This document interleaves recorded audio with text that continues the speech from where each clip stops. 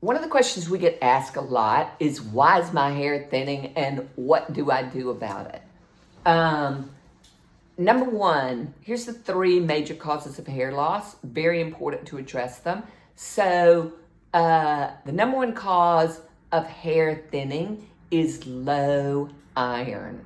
And look, there's a lot of vegan vegetarians in today's world. They're not getting enough iron unless they're specifically taking iron. There's a non-constipating iron you can get. You follow the dose in the bottle.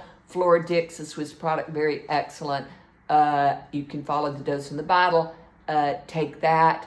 But whenever you get your blood work done, you should always get a serum iron done and a ferritin, Ferritin level done to see what your iron stores are. Ferritin also tells you if your liver's inflamed, but you should also get your ferritin done. Serum iron first and foremost, but when in doubt, if your hair is thinning, take a bottle of one of those things. Takes about a month for your hair to start coming back, and if that's the cause, it will start coming back.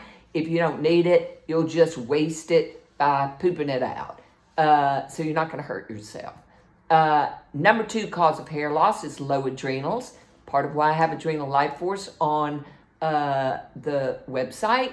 The Adrenal Life Force, basically the more, if you're going through an emotional stress, if you're full of fear, if you're just stressed out for whatever reason, your job, work, life, relationships, whatever, some people, and remember, we're all different. Some people lose their hair. Some people get eczema when they're all stressed out. Some people are just exhausted, but some people lose their hair. So adrenals is the number two cause of hair loss. Adrenal Life Force, you start out by taking 2-3 pills in the morning. Takes about a month for your hair to come back. And you start seeing these little baby hairs that grow around here. Usually if your adrenals are low, you get little spots where your hair is falling out. With iron, it's pretty much everywhere that it starts to get sparse. So those are very important.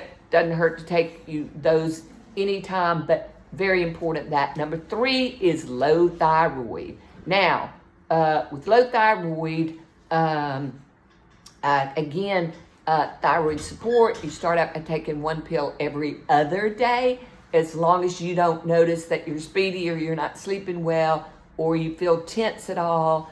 Then again, takes about a month for it to come back. You may, and again, this is all instructions of what to do are all on the on the website about how to start in advance, including thyroid. So sometimes you have to go up to one pill a day. But with thyroid, if it's low, you're usually exhausted in the afternoon. You're exhausted in the evening. You would kill to take a nap. Your tongue is ruffled on the edges. So always be looking at that, because that tells you if your thyroid is low at the cellular level. So that tells you whether your factory, which is your body, is not getting enough raw materials. And those raw materials in this particular case are thyroid. So the three major causes. Now, the other thing is if you're really inflamed, okay? So stress causes inflammation, but also if your gut's inflamed, if you're eating things that are really bad for you, gas, bloating, constipation, food sitting in your stomach, acne, chest acne, back acne, those things, inflammation, in some people, it preferentially hits the follicles that are deep in your scalp, okay?